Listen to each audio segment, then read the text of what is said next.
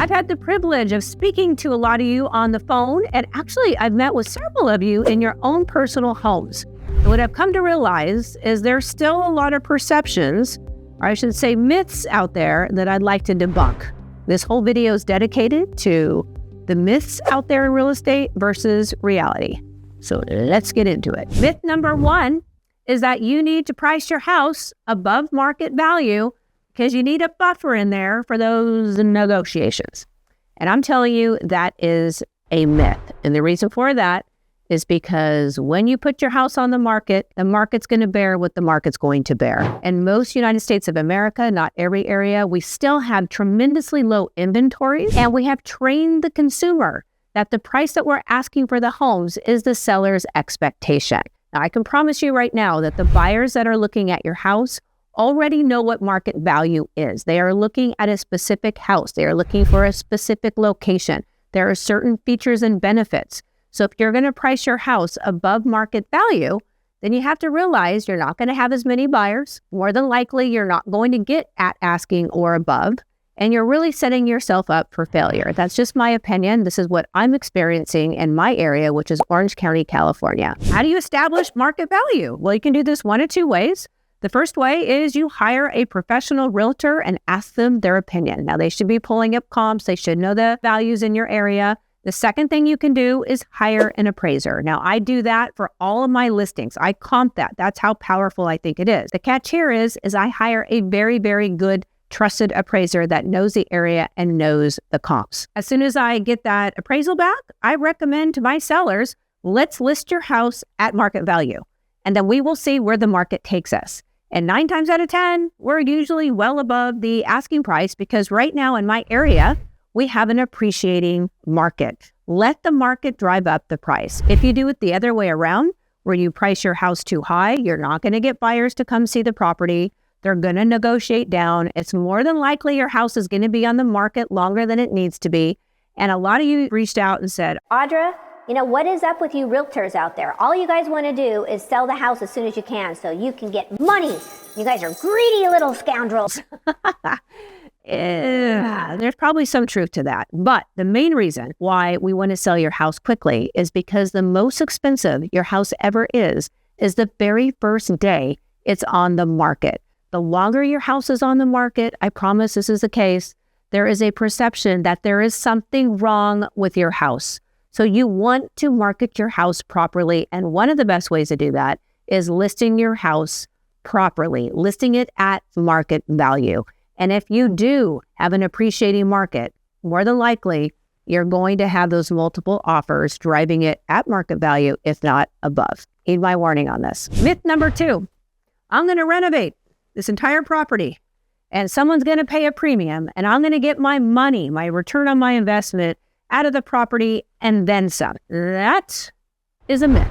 And there are several concerns that I have about anybody doing that. The first issue I see is that if you improve your property to such a degree that it doesn't support the neighborhood comps, you're not going to get an appraised value in, meaning that any buyer that wants to purchase your house needs an appraisal to qualify for your property. And if you're the best and nicest one in the community, more than likely, you're going to have a difficult time selling the property with those improvements. So be very mindful that you don't go overboard. The second issue I have with that is if you are doing a complete renovation, you are renovating your entire property with your style in mind. Styles can change. The buyers might be, very specific about what they're looking for. So if you're spending all this money on a renovation, you might be renovating it with somebody else's taste in mind, not the buyers. The third reason why I'm not in love with extensive renovations right now is we just don't know how the market's going to respond. We have a lot of geoeconomic and political uncertainty right now. We have an election coming around the corner. How's the market going to respond to that? If you are right in the middle of a massive renovation and the market corrects, that's no fun. I've been there. So it feels like you're throwing good money after bad if the housing market starts depreciating. You don't want to be caught in that. So you want to sell your house at market value. I'm not saying don't improve your house. I'm just saying don't improve it where you have a year renovation Right now, in my opinion, it's just we're kind of in a very volatile market, and I would rather you be conservative rather than being too risky in this marketplace right now. I'm suggesting that you do cost-effective upgrades, like looking at bathrooms or doing paint and preparing your house is a great idea. But gutting the whole house, starting over, expecting to get just a tremendous amount of profit is just not something that I would advise. And I do think that's a myth. We watch all these reality shows, they put 100,000 into it, and they make, 400,000. That's just not reality. Don't make that mistake. Number 3, summer is the best time to sell my house. Okay, that is a myth. I promise you, it is a myth. First of all, the best time to sell your house is when you're ready. And I did a video on selling a house is so much work. I will link it right here, and I will also link it down in the property description below. I think you'll get some benefit. But truly, the best time to sell your house is when you're ready. But there are certain seasons that outperform others. A lot of you are looking at closed sales amounts in your area, and you're like, what is she talking about? Most of the sales close in the summertime, so June, July, August timeframe. But remember, that is closed sales. It takes anywhere from 30 to 60 days to actually close on a property. So those sales start, in the springtime. Now, in my area, the best time to sell a house, and I'll put it here on the screen for you, this is a slide that shows buyer demand in my area, which is Orange County, California. And you will notice that the first 3 to 4 months, there's a rapid spike in buyer demand. That means how many buyers are actually going under contract. They're purchasing a home. And you'll notice that it starts to peak, it starts to, trend down a little bit in May, June, July, August, September. It's just like a downward decline after, I would say, the middle of May, beginning of June. The first few months of the year, we call this the spring buying season, meaning that buyers are jumping in, they're looking for those homes, they want to move their families into their homes in the summertime, okay? So they start the process early. For you sellers out there, you're probably thinking, great, I'm just going to put my house on the market in springtime because I know that is the most activity of the entire year. And it's not a bad idea, but do realize that a lot of other sellers have that same very idea. So there's going to be more competition for you when you put your house on the market. Now, if you're a seller and you want to wait till later in the year, realize you're going to be putting your house on the market with less competition. There's not going to be as many sellers that are putting their house on the market, but do realize that those buyers are also not as motivated, or there's not as many of them that are in the market later in the year. I had my record year like a few years ago. November, December were the hottest months for me. I literally put more properties under contract, close more transactions during November and December. Okay, I tell you that because there are always buyers looking to purchase in any area of the country or the nation for that matter, no matter what the weather is. Sometimes it's relocation, sometimes they have to move for necessity. Don't be discouraged. If you are having to list your house later in the year, just realize it might take a little longer. You're also not met with as much competition, meaning homeowners that aren't successful earlier on in the year might take their house off the market. And there are buyers that need to purchase at a certain time in a certain neighborhood, and that might be yours. So don't rush. Make sure you do the proper preparation. It really is important. And if you go look at the closed sales in your area, you will notice that homes close every month, no matter where you're located. Just something to consider. Don't panic. I need your help. Please subscribe to my channel. I'm trying to get to 50,000 subscribers. And when you subscribe, it's free. It just helps the algorithm push my content out to the universe. Much appreciated. Myth number 4. Realtors are lazy and you should just sell your house yourself. It's really not that hard. Now, a lot of you out there are like, no, Audra, I know how to sell a house. These realtors, they're lazy. All you do is open up the door, you schedule some appointments, you create a flyer, and you just, give some company $500 to put it in MLS, and you just sit back there and eat your bonbons and you just collect the offers, and it's not that big of a deal. Okay. I promise you, it is way more than what you think, okay? Finding the buyer is not that hard. Usually the buyers that will participate in for sale by owner are looking for a deal. When you're selling a property, you have a big sign over your head saying, hey, I'm going to entertain deals. You're a magnet for lowball offers. Trust me on this. I've been in the situation. And you're exhausted after a few of these showings and having conversations, and people are asking you questions you may not know. And when you finally do get a lowball offer, you're so stubborn and you're like, I can do this. That's how I was. And so I would take the offer and I would justify it as, well, I would have to pay that commission anyway. So even though I took a lower price, it's okay. I would have had to have paid that in commissions anyway.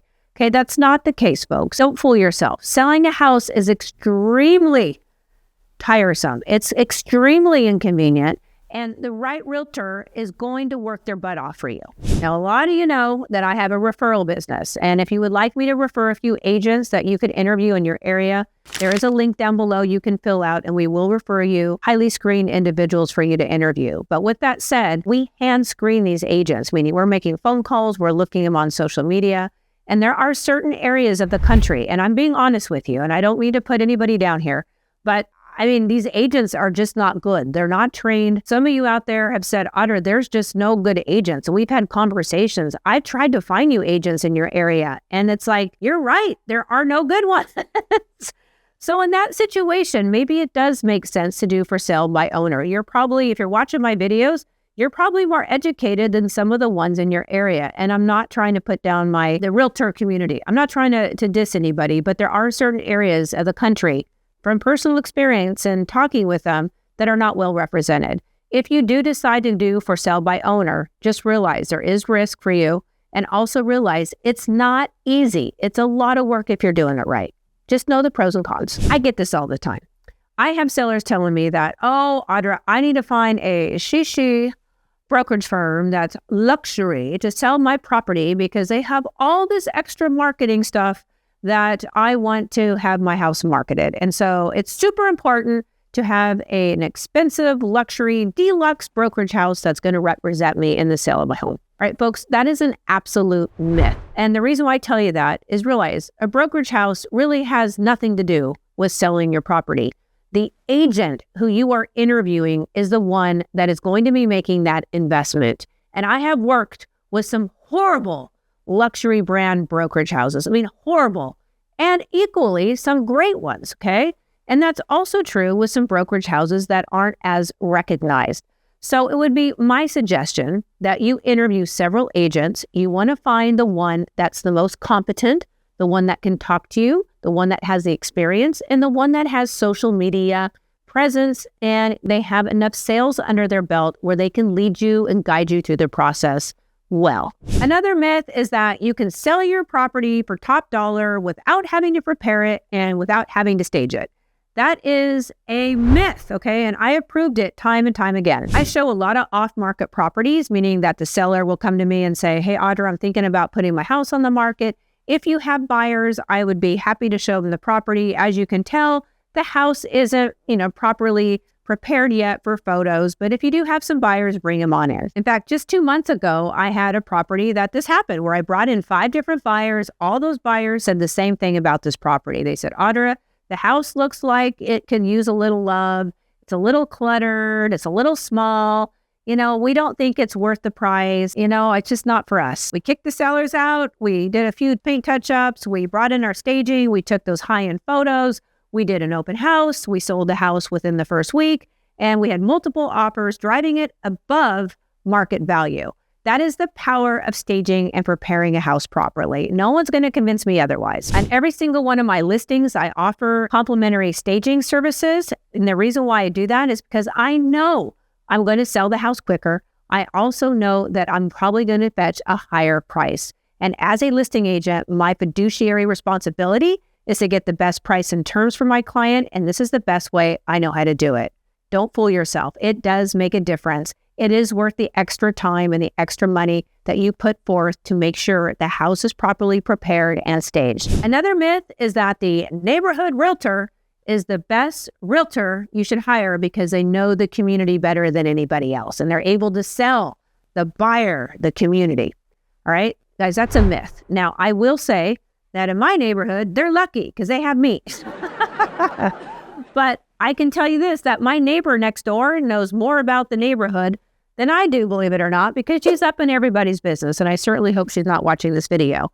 But my neighbor has no business selling a house, okay? That's not her expertise. So when you are hiring a listing agent to sell your home, understand you are hiring that person to market and sell your home. And the best way to do that is using those staging services, those high-end drone photos, those high-quality images. They need to have social media reach. Like, Who's going to get your listing out to the masses? Who's going to have the experience to walk you through the process? Who's going to have that negotiating experience? And it very well may be that neighborhood realtor, but oftentimes it's not. Now, I have gone into some neighborhoods where that same realtor is selling, home after home, and it's amazing how those housing values are just kind of stuck in a certain range because that realtor isn't pushing the prices. They want a quick sale. Now, that's not always the case. All I'm saying is interview various different agents and really focus on who is going to sell your house, close it, and market your home the best. Oftentimes, it's not that neighborhood realtor, unless you're in my neighborhood. Another myth is selling your property as is going to save you a lot of time and a lot of money.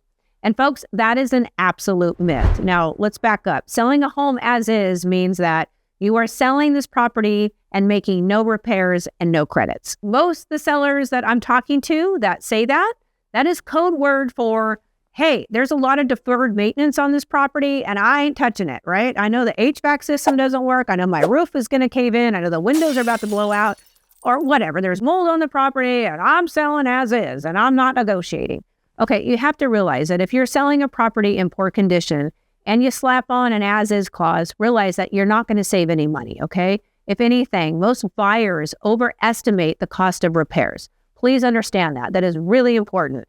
And if you think that you're just going to go sell a house as is and you're going to sell it for market value, you're not going to, okay? You're going to have to go below market value because it is not up to the same standard as some of the product that's out there that is at market value. Every property that I put on the market, I order a home inspection and a termite inspection before we even go on the market.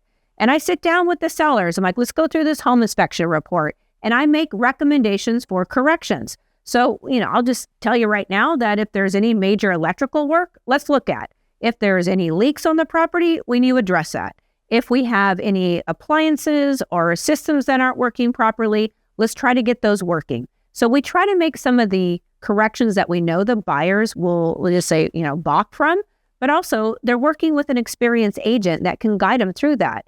So when that buyer goes to make that offer on the property, we hand over that home inspection report and the termite report. And we say, these are the corrections we've done, and we're selling the house as is. The beauty of this is oftentimes the buyer will just use our home inspection, right? We use probably the best home inspectors out there. A home inspection can run anywhere from $500 to $700, depending on the size of the property.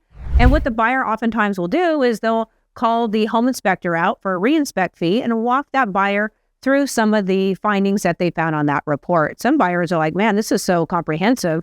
I don't even need to have that home inspector come out. So it does save the home seller a lot of time and a lot of money. And guess what? You can move those contingencies up to a shorter period of time, and those inspections are minimized. And oftentimes there's no credits and there's no repairs because we negotiated up front. It is a beautiful thing. But if you are selling your property as is and you're not making those repairs or you're not presenting a really high quality home that's well maintained, then more than likely you're going to lose money and it's going to take a while to sell your home. All right, I know that was a lot. I hope you got some value. And if you wouldn't mind, subscribe to my channel. It would mean the world to me. Thanks so much for watching. Thanks for your support. And I will see you in the next one. Have a wonderful day.